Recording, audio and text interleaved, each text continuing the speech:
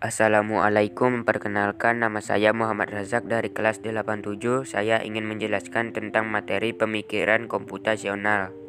1. Pemikiran komputasional. Pemikiran komputasional adalah sebuah proses berulang yang terbagi menjadi 3 tahapan sebagai berikut. A. Formulasi masalah atau abstraksi. B. Mengekspresikan solusi atau otomatisasi. C. Mengeksekusi solusi dan mengevaluasi analis. 2. Teknik computational thinking atau CV. A.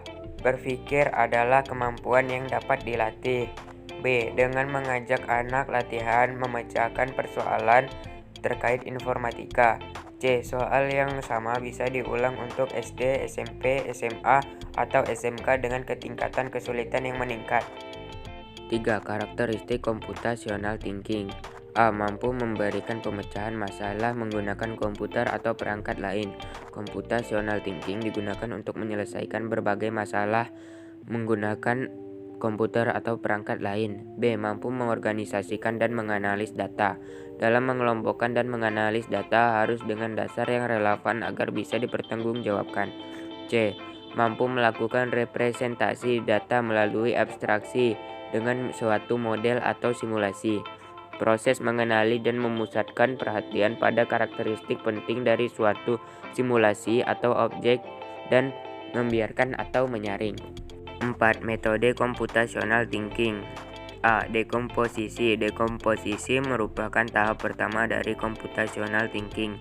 Dekomposisi sendiri memiliki arti proses perubahan menjadi bentuk yang lebih sederhana atau lebih mudah untuk menyelesaikan suatu permasalahan.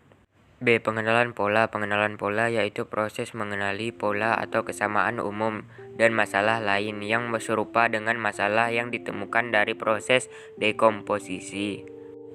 C. Abstraksi. Abstraksi merupakan proses atau perbuatan pemisahan. Abstraksi merupakan salah satu metode berpikir yang dipakai programmer ketika menulis program.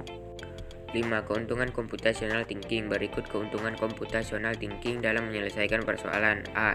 Percaya diri dalam berhadapan dengan kompleksitas masalah yang lebih besar dan lebih sulit.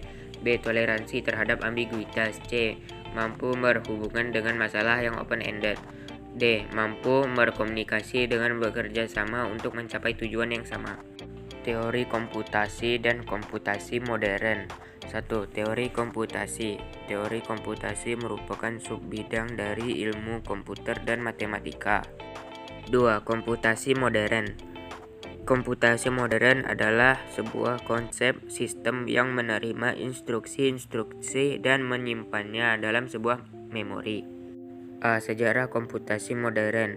Sejarah komputasi dimulai dari seorang ilmuwan yang ternama di bidang teknologi.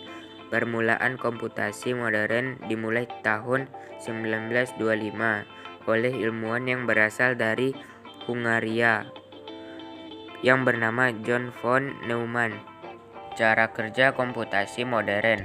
Akurasi atau big floating point biasa digunakan untuk menyimpan data numerik dalam bentuk pecahan. 2. Kecepatan. Diperlukan metode kecepatan untuk mengolah perhitungan dalam waktu yang singkat. 3. Problem volume besar.